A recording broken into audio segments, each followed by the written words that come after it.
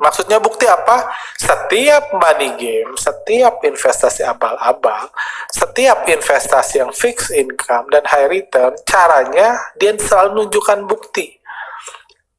Misalnya, ada orang menawarkan ini investasi. Investasi di saya itu sebulan dapat ke 5%. Dijamin. Dia menjamin. Kayak gitu. Biasa kalau dibilang dijamin, orang nanya, buktinya apa? Jaminannya. Dia nggak bisa itu, investasi itu nggak ada yang ngejamin, ya kalau nggak 5% potong kepala saya, nggak. Jadi dia menunjukkan bukti. Itulah jebakan orang-orang, itulah metode orang-orang jualan investasi. Dan seringkali kalau udah ditunjukkan bukti, Anda nggak mikir lagi logiknya. Contohnya kayak gini, investasi saya sebulan 5%. Misalnya saya jadi penipu investasi nih. Jual investasi abal-abal, saya tawarkan ke semua peserta ini, invest di saya sebulan dapat 5%. Anggaplah seseorang dari kita tertarik, invest di saya 100 juta. 100 juta, 100 juta misalnya, nggak usah 100 juta, 10 juta. 10 juta invest di saya, terus saya tahu Anda punya uang lebih dari 10 juta. Jadi apa yang saya lakukan setelah invest Anda lebih dari 10 juta, saya tunjukkan bukti. Saya bilang coba dulu aja. Nggak usah ini, nggak usah invest banyak-banyak dulu, coba dulu. Anda invest 10 juta di saya, kayak gitu mungkin. Anda invest 10 juta di saya, Anda kasih. Bulan depan, dari 10 jutanya itu saya ambil 500 ribunya, Anda kembalikan. Saya bilang, ini bunga investasi Anda. Terima kasih udah berinvestasi di Creative Trader. Anda saya berikan bunga 5%. Saya nunjukin proof kalau invest di saya itu menguntungkan. 5% sebulan. Deposito 5% per tahun itu zaman lama. Kalau di Creative Trader 5% sebulan. Itu kalau saya mau menipu Anda. Saya beli 10 juta dikasih 500 ribunya dibalikin. Anda mau withdraw semua? Boleh. Jadi saya rugi 500 ribu nih, saya balikin 10 jutanya. Anda udah untung 500 ribu. Apa yang saya lakukan? Saya mau mencoba men-trigger otak reptil Anda. Anda setelah dipegang semua 10 juta 500, Anda mikir-mikir, saya apain ya duit? Saya buatin usaha nggak jalan, buatin ini nggak ini, deposito 5% per tahun. Ya udah balikin lagi aja ke Pak Arga. Masuk lagi. Mungkin kali ini 20 juta. Saya balikin lagi bulan depan 1 juta. Uang saya nggak usah diapa-apain, uangnya taruh aja di bank, diputar-putar aja. Ngapain saya apa-apain? Saya kibulin aja orang-orang. Apalagi banyak nih yang ikut kan, naruh. Saya puterin aja. Kasih 5 juta. Yang invest 100 juta, bulan depan kasih 5 juta. Biasanya orang kalau udah ngelihat kesempatan mendapat uang banyak, otak reptilnya bekerja. Otak reptilnya bekerja, memperoleh uang banyak, dapat get rich quick dan easy, mulailah dia membuat langkah-langkah yang nggak masuk akal. Jualan mobil, buat diinvest di Pak Arga.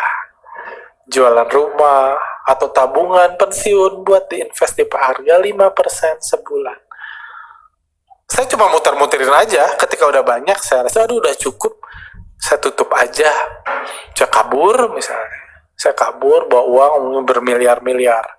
Itu puluhan miliar, pakai metode gitu doang, cuma muterin duit doang. Kenapa orang percaya? Karena saya tunjukkan bukti. Karena saya tunjukkan bukti ke Anda, kalau invest di saya untung 5%. Logik enggak?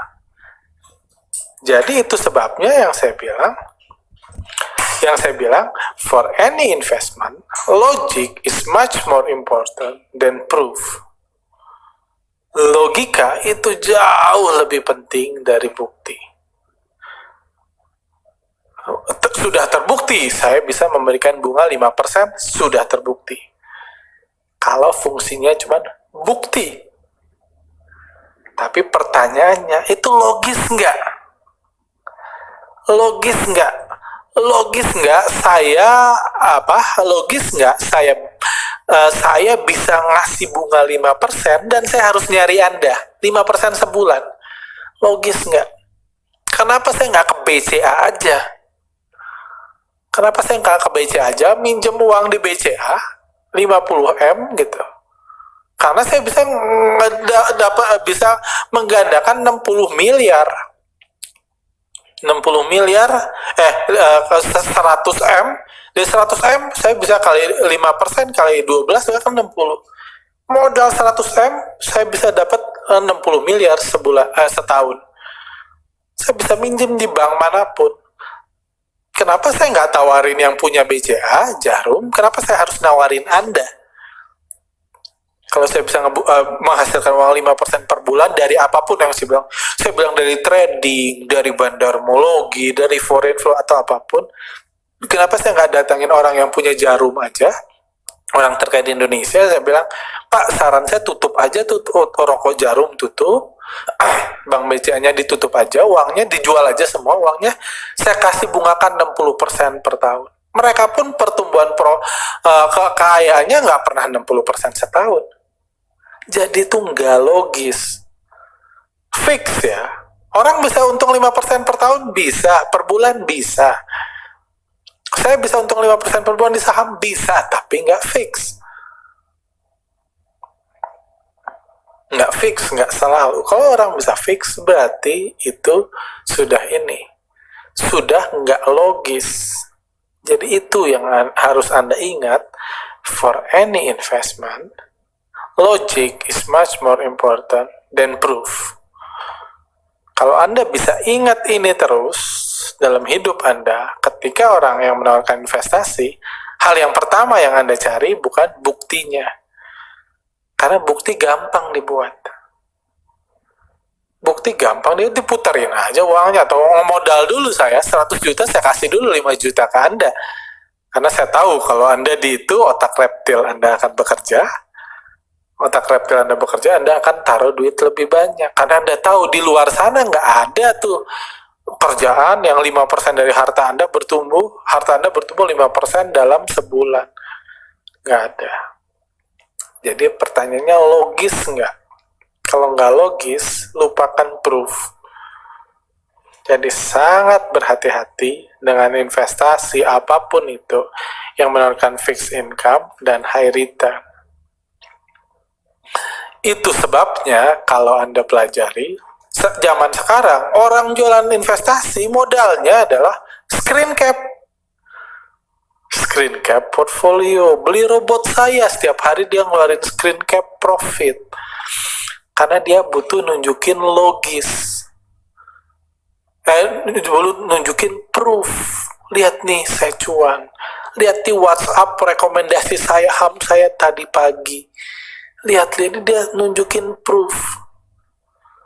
Kayaknya dia untung terus. Supaya Anda beli layanan berbayar dia. Beli produk investasi dia. Beli. Kalau Anda beli, Anda merasakan nggak seindah itu. Nggak percaya, beli aja. Kayak gitu. Buat robot trading. Supaya Anda beli.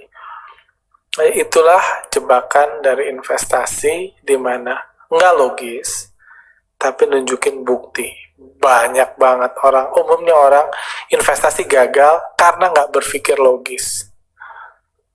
Karena otak logik itu bisa di override sama otak ini, sama otak reptil. Jadi otak reptil tadi saya lupa jelaskan, otak reptil itu fungsinya itu bisa mengalahkan otak-otak yang lain. Ketika otak reptil bekerja, nggak bisa otak emosional nggak bisa kerja. Otak rasional nggak bisa kerja. Ketika otak reptil sudah memutuskan, otak lain diam. Itu sebabnya orang nggak bisa bunuh diri, tahan napas. Orang bisa, otak rasionalnya bisa memutuskan untuk saya mau bunuh diri, saya tahan napas caranya. Dia tahan napas pertama diperintahkan oleh otak rasional. Mungkin dia bilang secara rasional utang saya gede, kalau saya meninggal saya dapat uang asuransi, keluarga saya aman. Jadi meninggal itu keputusan yang diambil oleh otak rasional. Halnya ke situ. Otak rasionalnya mengambil saya mau bunuh diri. Otak emosional bilang, waduh saya udah menderita banget hidup, udah tersiksa banget, udah capek banget hidup, saya pengen meninggal aja, saya pengen bunuh diri aja. Itu otak emosional, perasaan dia udah sakit banget, rasional dia, hitung-hitungan dia menguntungkan kalau dia rugi. Dia bisa melakukan itu, tapi kalau dia mau bunuh diri dengan cara tahan napas, dia tahan napas, otak emosional udah memutuskan, otak rasional udah memutuskan. Tetapi ketika tubuhnya menangkap dia dalam bahaya, gini, udah hilang semua. Karena otak reptil lebih kuat dari otak emosional dan otak rasional. Langsung tarik nafas. Udah lupa semua tuh, keinginan, logika, begitu juga dalam keputusan yang lain. Kalau otak reptil sudah bekerja, otak lain nggak bisa bekerja. Seperti itu. Oke, selanjutnya, saya lanjut. Terus pertanyaannya, berapa besar itu terlalu besar buat fixed income? Kan ada investasi yang menawarkan fixed income. Dan high return penipuannya biasa selalu seperti itu, nunjukin bukti terus, walaupun nggak masuk akal. Pertanyaannya kan, kalau fixed income yang besar, fixed income berapa nih? Fixed income dan high return kan? Jadi berapa persen terlalu besar? Jadi ini acuannya. Misalnya surat itu, surat sukuk, ini ya sukuk ya. Surat utang negara itu bunganya 6,3% setahun. Kalau ada investasi bunganya 6,3% per tahun dan surat utang negara, ini fixed income itu rata-ratanya. Atau deposito, beberapa bulan lalu saya lihat, deposito ini bulan Maret 2020, bunganya yang paling besar itu misalnya Bank Niaga, Bank Bukopin atau ini sekitar 5% per tahun. Ini bunga 3 bulan ya dibagi 4. 5,8% per tahun. Itu bunga deposito.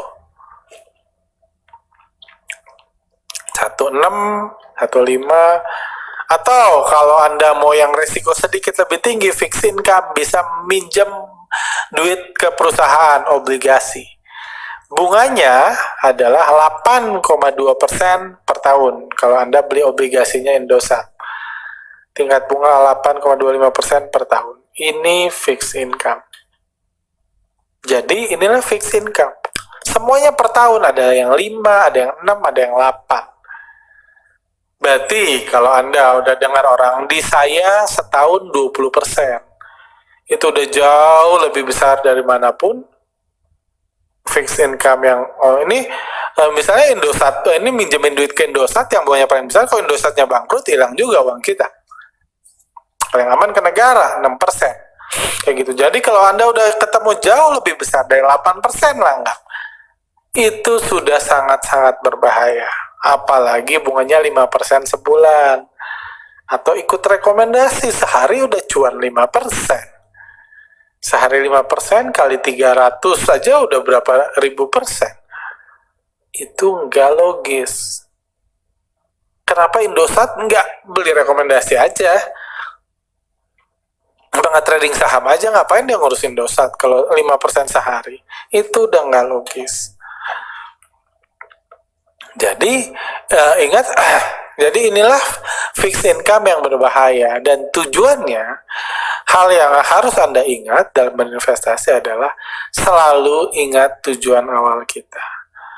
Tujuan awal investasi adalah buat dana hari tua. Jadi hati-hati dengan orang yang menawarkan get rich quick and easy, dan ingat tujuan investasi itu ini. Kunci selamat dari jebakan investasi adalah ingat tujuan awal kita adalah buat hari tua. Itulah investasi. Selama Anda ingat ini, dan jadi kalau Anda buat hari tua indah, nggak perlu 5% sebulan kan. Itu sih Anda pengen kaya sekarang, bukan pengen ini hari tua. Jadi kalau ada tawaran-tawaran gini, better tutup mata, better pergi, better lain. Karena kalau otak reptil kita sudah bekerja, otak emosional dan otak rasional sudah nggak bisa bekerja lagi. Seperti itu.